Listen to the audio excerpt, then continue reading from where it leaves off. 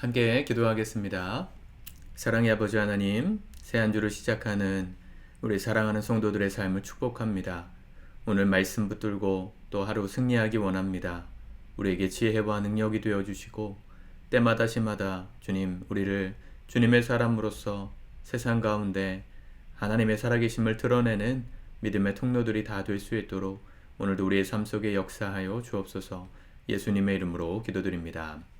아멘. 우리 찬송가 302장 찬양하시겠습니다.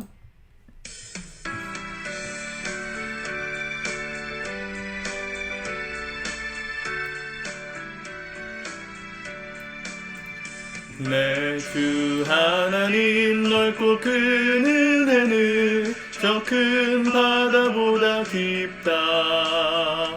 너 곧 닭주를 끌어 깊은 데로 저 한가운데 가보라.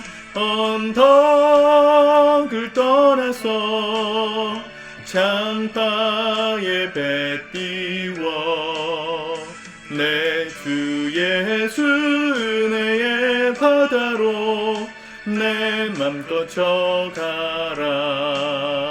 왜 너 인생은 언제나 거기서 저 큰 바다 물결 보고 금인 모르는 깊은 바다 속을 한번 헤아려 안 보나. 언덕을 떠나서 창파에 배 띄워 내 주 예수 은혜의 바다로 내 맘껏 져가라. 많은 사람이 얕은 물가에서 저 큰 바다 가려다가 찰싹거리는 적은 파도 보고 마음 약하여 못 가네. 언덕을 떠나서 창파에 배 띄워 내 주 예수 은혜의 바다로 내 맘껏 져가라.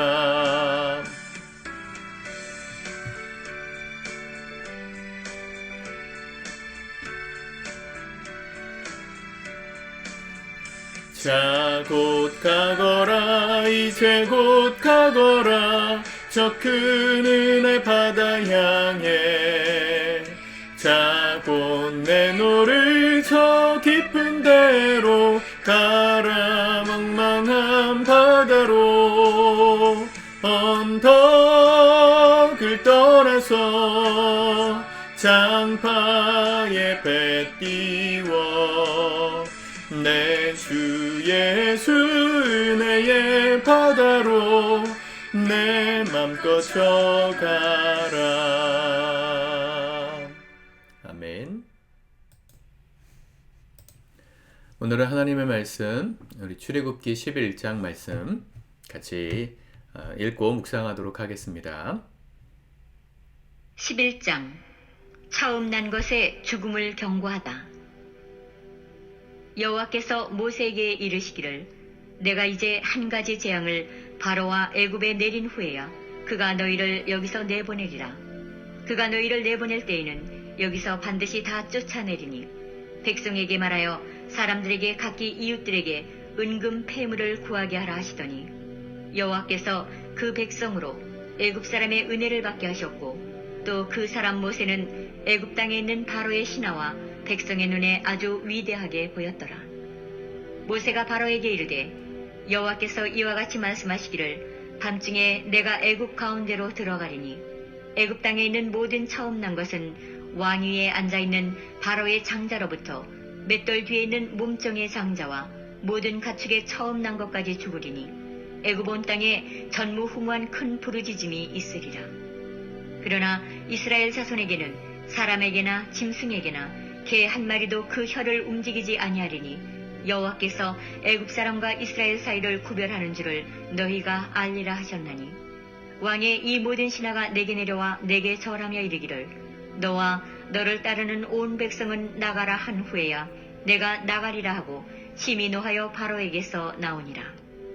여호와께서 모세에게 이르시기를 바로가 너희의 말을 듣지 아니하리라. 그러므로 내가 애굽 땅에서 나의 기적을 더하리라 하셨고 모세와 아론이 이 모든 기적을 바로 앞에서 행하였으나 여호와께서 바로의 마음을 완악하게 하셨으므로 그가 이스라엘 자손을 그 나라에서 보내지 아니하였더라. 아멘. 네, 오늘 출애굽기 11장 그리고 12장 말씀은 10가지 재앙의 마지막 재앙, 이 첫 장자가 죽임을 당하는 심판에 관한 이야기입니다. 9가지의 재앙이 내려졌고 이제 마지막 한 가지의 재앙을 본 후에야 바로가 이스라엘 백성들을 출애굽하도록 허락할 것이다. 하나님이 1절에서 모세에게 그렇게 말씀하시죠. 이제 내가 한 가지 재앙을 바로와 애굽에 내린 후에야. 구원받은 이스라엘 백성들 입장에서는 하나님의 이 심판이 구원의 역사였겠죠. 그러나 심판받았던 이집트 사람들에겐 하나님의 역사가 생지옥, 말 그대로 재앙이었을 것입니다.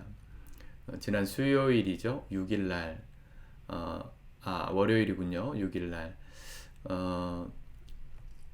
그 터키에서 대지진이 있었죠. 7.8, 7.5.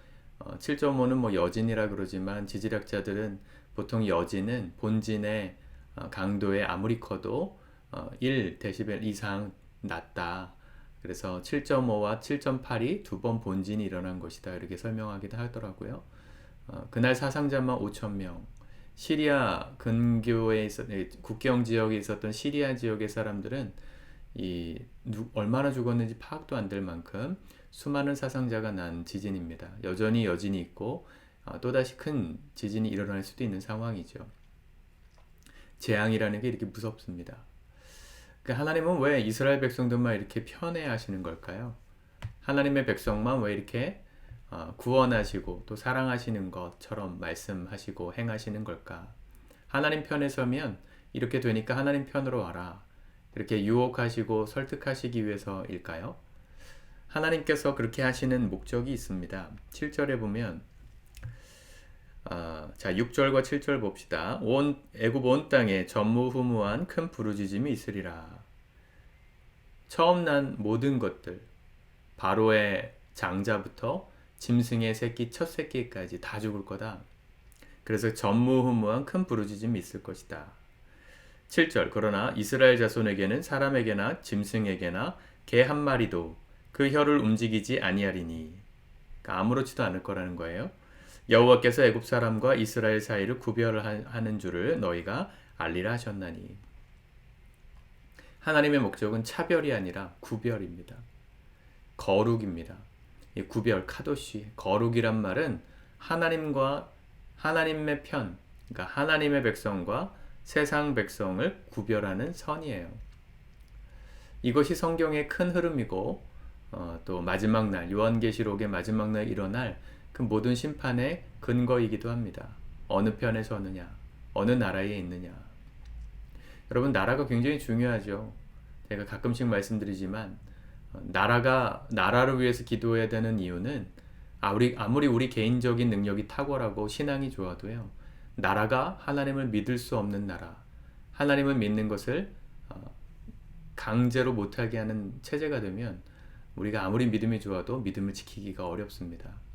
나라가 왜 자유민주주의 그렇게 건국되어야 되고 또 세워져야 되냐면, 나라가 빨갛게 되면, 공산주의가 되면 아무리 믿음을 갖고 싶어도 가질 수가 없거든요. 그래서 어떻게 보면 한편으로는 좀 과격하긴 하지만 보수 우파들이 광화문 앞에서 신자유주의 막 이렇게 외치면서 데모를 하고 뭐 신앙의 자유, 뭐 차별금지법 반대, 뭐 이런 시위들을 하는 이유가요, 큰 그림에서 보면 이 나라가 하나님을 잘 믿을 수 있는 그런 나라가 되기를 바라는 바람이 더 크죠. 가장 크죠. 물론 형태나 어떤 그들이 보여주는 폭력적인 모습들은 지양해야 되겠지만 나라가 이 예수님을 잘 믿을 수 있는 그런 분위기가 될 수 있도록 기도하고 행동하는 그들의 모습은 사실은 누가 돈을 준다고 해도 하기 어려운 것 아니겠습니까? 이집트 사람들은 뭐 그렇게 잘못했을까요? 나라가 이집트였기 때문입니다. 나라가 이집트라는 나라였기 때문이라는 게 아니라 세상 하나님을 믿지 않는 나라의 백성이었기 때문에 심판의 근거가 됐죠. 하나님은 참 이기적이신 겁니까, 그러면? 그렇지 않습니다. 사실 이스라엘 백성들도 제가 계속 말씀드리지만 하나님께서 구원하시고 구별하셨다고 말하는 10가지 재앙의 단 한 가지도 피해를 입지 않은 이 고센 땅에 살고 있던 이스라엘 사람들도 하나님의 이 구원하심과 출애굽에 대한 소식을 처음 들었을 땐 부정적이었어요. 그들이 뭘 잘해서 구별해내신 게 아니에요. 다만 그들을 하나님이 택하시고 당신의 자녀 삼아주셨기에 안전했던 것이죠. 이게 신앙입니다. 왜 예수님을 믿어야 될까요? 우리의 진영이 어디 있는지가 우리의 삶에 너무 중요하기 때문입니다. 아무리 선하게 살아도, 아무리 세상에서 훌륭한 일을 많이 했어도 하나님 편에 서 있지 않은 사람이었다면 심판을 피할 수가 없어요. 그러나 아무리 부족하고 연약하고 죄가 많이 있었던 사람일지라도 끝까지 하나님 편에서 하나님을 떠나지 않은 사람이라면 그것으로 인해서 하나님은 우리를 안전하게 보호하시고 심판을 면제시켜 주십니다. 이제 이 장자 심판을 통해 애굽이 안 그래도 이집트가 완전히 멸망했는데 그 장자, 여러분 뭐 가정들마다 장자, 여러분들 저는 차자거든요. 둘째 아들이었어요. 저희 형이 있고 저희 부모님에게는 저희 형이 장자였겠죠. 또 저희 아내도 마지 첫 번째 자녀였거든요. 또 저희 부모님들도 또 형제들 이렇게 있으셨을 거 아니에요. 그러니까 거의 다 죽은 겁니다, 남자가. 첫 번째 난 것들이 남자 여자 상관없이 거의 다 죽은 겁니다. 여러분, 우리의 삶을 돌이켜보면 하나님께서 우리의 편에 서 주셨기 때문에 지금까지 우리가 승리하며 걸어왔던 것임을 우리가 잊지 말아야 합니다. 하나님께서 우리에게 뭘 요구하시는 게 아니에요. 그냥 당신 편에 서 있으라고만 말씀하시는 겁니다. 구별되어서 서 있으라. 고센 땅에 있었던 사람들, 우리 내일 이제 12장에서 보겠지만 그 죽음의 사자가 지나갈 때 6월절에 어린 양을 잡아서 그 문설주와 임방에 바르고 방에 있었을 때 집집마다 통곡 소리가 나는 그 소리를 들으면서 불안해하는 이스라엘 백성들도 많았을 거예요. 그런데 왜 그들은 살았습니까? 동일하게 불안하고 의심스러운 마음이 있었어도 하나님 편에 서 있었기 때문입니다. 하나님이 그들을 택하셨기 때문이죠. 이게 믿음입니다. 여러분, 하나님 편에 서는 오늘 하루가 되십시오. 그러면 우리의 어떠함과 상관없이 하나님의 은혜를 입고 안전하게 보호될 수 있는 삶을 주님이 약속하시는 것입니다. 내가 아무리 선하게 혼자 살려고 해도 하나님 편에 서 있지 않는 선이라면 그건 하나님의 심판을 피할 수 없는 선이 돼요. 우리가 생각하는 인간적인 도덕을 따지는 그런 선함이 아니라 하나님 편에 서 있는 게 선이다. 이 선의 기준을 분명하게 알고 오늘도 살아갔으면 좋겠습니다. 한 주를 시작하는 여러분들의 삶에 이 분명한 선에 대한 분명한 기준, 무엇이 선인가? 착하고 도덕적으로 사는 것도 중요하지만 가장 중요한 선, 하나님 편에서 서 있는 것, 그분 앞에서 행하는 것, 주님을 바라보는 것. 주님을 바라보는 게 뭐냐고 물어보시는 분들이 있는데 주님을 바라본다는 것은 주님을 많이 생각한다는 거예요. 때마다 시마다 자꾸 그분을 생각하고 떠올린다는 것입니다. 그러면 선이 무엇인지 알아요. 그분의 뜻이 무엇인지 알아요. 그러면 보호되고 안전할 수 있습니다. 오늘 이 안전하게 보호하시는 하나님의 은혜가 우리 성도들의 삶 가운데 함께 하시기를 주님의 이름으로 축복합니다. 오늘도 힘내시고 그 하나님과 동행하며 승리하는 우리가 되었으면 좋겠습니다. 기도합시다. 하나님 감사합니다. 오늘도 주의 말씀 붙듭니다. 우리의 어떠함과 상관없이 우리가 주님 편에 서 있기만 하면 우리를 보호하시고 안전하게 지켜주시겠다 약속하시는 그 하나님의 선하심을 우리가 믿고 오늘도 주님 안에서 행하기를 원합니다.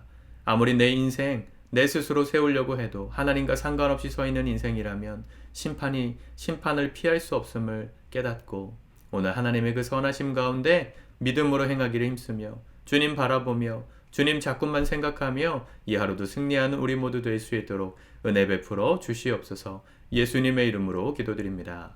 아멘.